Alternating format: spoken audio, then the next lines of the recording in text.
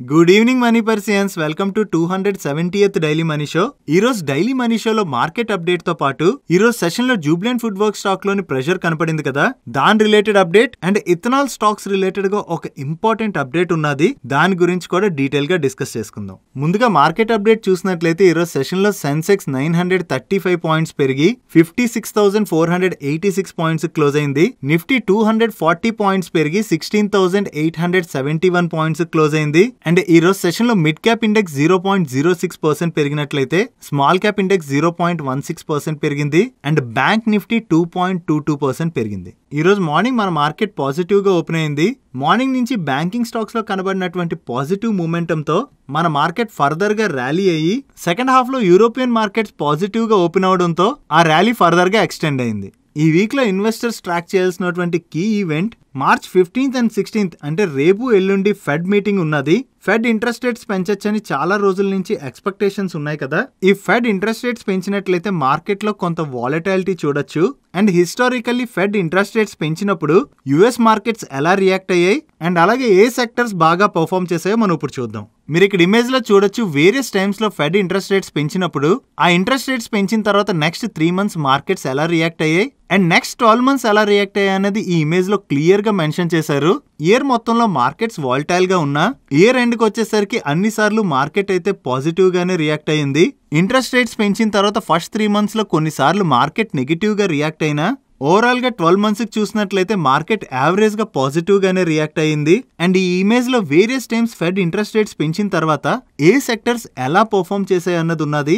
Average గా annualised return బట్టి చూసినట్లయితే ఫెడ్ ఇంట్రెస్ట్ రేట్స్ పెంచిన తర్వాత టెక్నాలజీ సెక్టర్ బాగా పర్ఫార్మ్ చేసింది.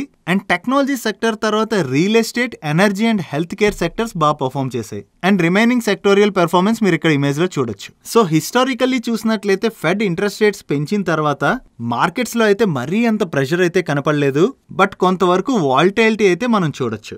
ఈ రోజు సెషన్ లో జూబ్లెంట్ ఫుడ్ వర్క్ స్టాక్ 12% పైనే కరెక్ట్ అయింది కదా. దీనికి రీజన్ చూసినట్లయితే వీకెండ్ లో జూబ్లెంట్ ఫుడ్ వర్క్స్ దగ్గర నుంచి ఒక ఎక్స్చేంజ్ ఫైలింగ్ వచ్చింది. దీనిలో వీళ్ళు ఏం చెప్తున్నారంటే జూబ్లెంట్ ఫుడ్ వర్క్స్ యొక్క CEO and whole time director అయినటువంటి మిస్టర్ ప్రతీక్ రష్మికాంత్ పోటా గారు ఆయన పొజిషన్ కి రిజైన్ చేశారని అండ్ ఆయన రిజిగ్నేషన్ ని బోర్డు కూడా యాక్సెప్ట్ చేసిందని వీళ్ళు చెప్తున్నారు. అండ్ June 15, 2022 వరకు ఆయన తన పొజిషన్ లో కంటిన్యూ అవుతారని చెప్తున్నారు. దీనివల్ల స్టాక్ ఈ రోజు నెగిటివ్ గా ఎందుకు రియాక్ట్ అయిందంటే మిస్టర్ ప్రతీక్ పోటా గారు జూబ్లెంట్ ఫుడ్ వర్క్స్ యొక్క గ్రోత్ లోని చాలా కీ రోల్ ప్లే చేశారు. సో ఈ కంపెనీ యొక్క గ్రోత్ లోని కీ రోల్ ప్లే చేసినటువంటి మిస్టర్ ప్రతీక్ లాంటి పర్సన్ రిజైన్ చేశారు అనేసరికి most of the rating agencies ఈ స్టాక్ ని డౌన్ గ్రేడ్ చేయడం వల్ల ఈ రోజు స్టాక్ లో ప్రెషర్ కనపడింది.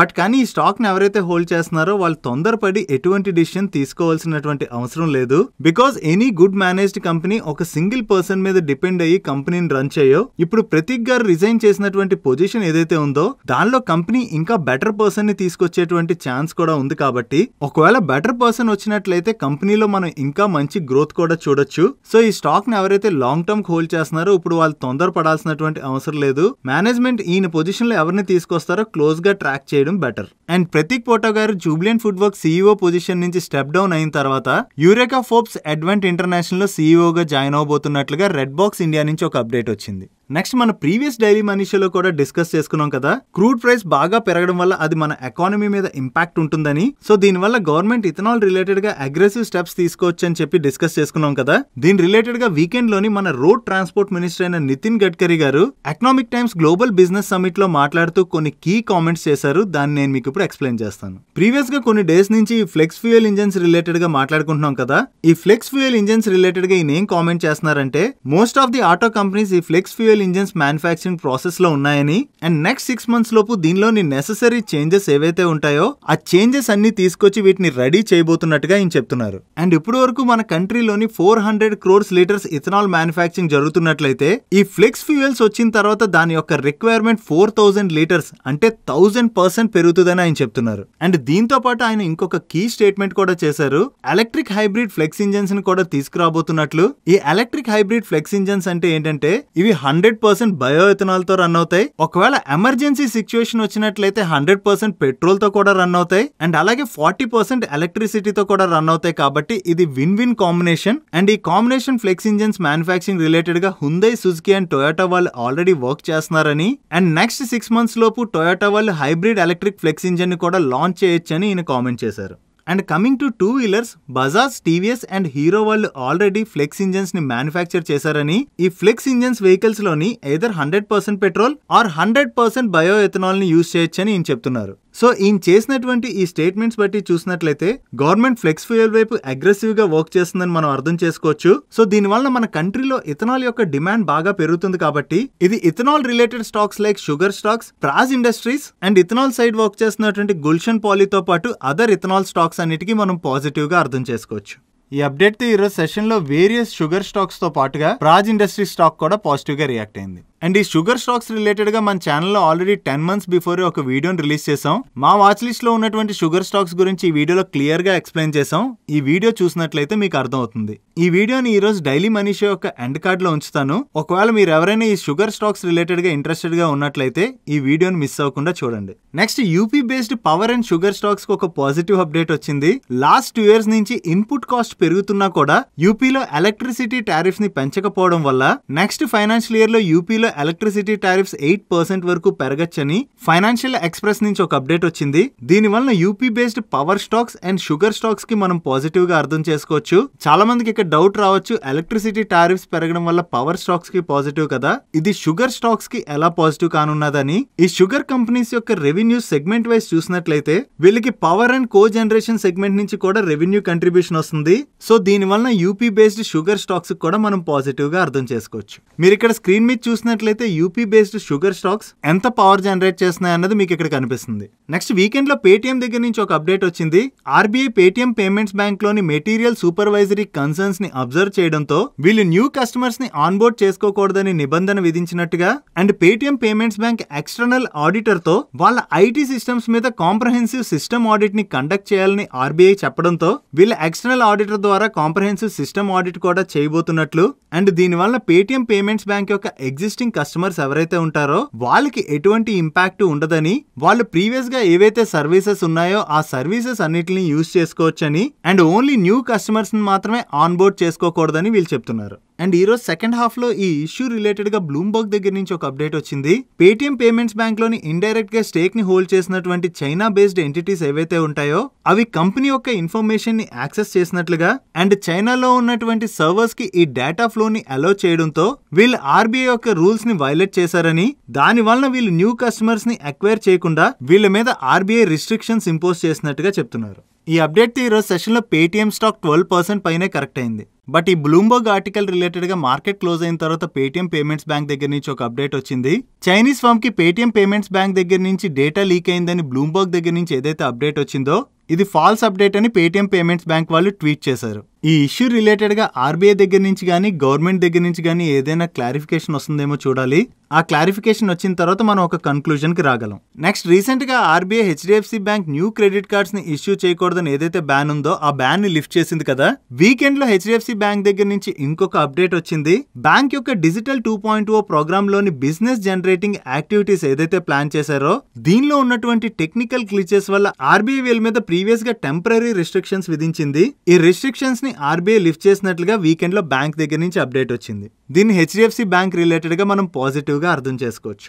బికాస్ వీళ్ళ క్రెడిట్ కార్డ్ రిలేటెడ్ గా కావచ్చు, ఈ బ్యాంక్ డిజిటల్ 2.0 ప్రోగ్రామ్ కావచ్చు, వీటి మీద ఏవైతే రిస్ట్రిక్షన్స్ ఉన్నాయో వాటిని లిఫ్ట్ చేయడంతో వీళ్ళు న్యూ బిజినెస్ యాక్టివిటీస్ చేయొచ్చు కాబట్టి సో ఇది హెచ్డిఎఫ్సి బ్యాంక్ కి పాజిటివ్ కానున్నది. దీంతో ఈ రోజు సెషన్ లో హెచ్డిఎఫ్సి బ్యాంక్ 3% పైనే పెరిగింది. ఈ రోజు సెషన్ లో దీపక్ నైట్రేట్ స్టాక్ లో ఒక్కసారి జంప్ కనబడి 8% పైనే పెరిగింది కదా.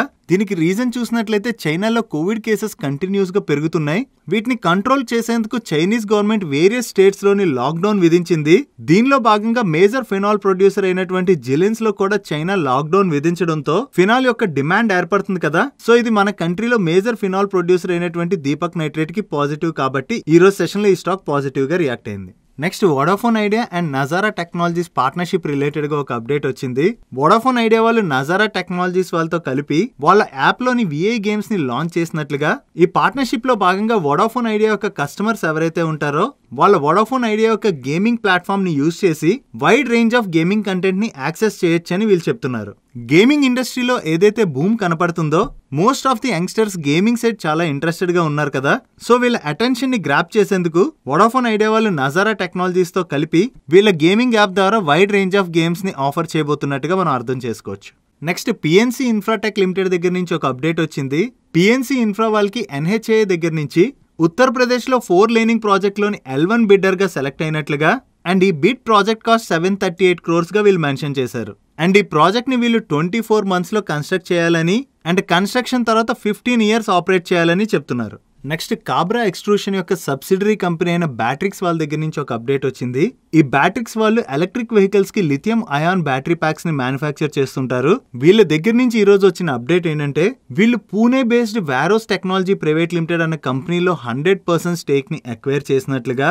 ఈ వారోస్ టెక్నాలజీ వాళ్ళు EV infrastructure and battery management system కోసం ఐఓటీ టూల్స్ ని డెవలప్ చేస్తుంటారు. ఈ బ్యాట్రిక్స్ వాళ్ళు అయితే electric vehicle battery segment side అయితే అగ్రెసివ్ గా వర్క్ చేస్తున్నారు.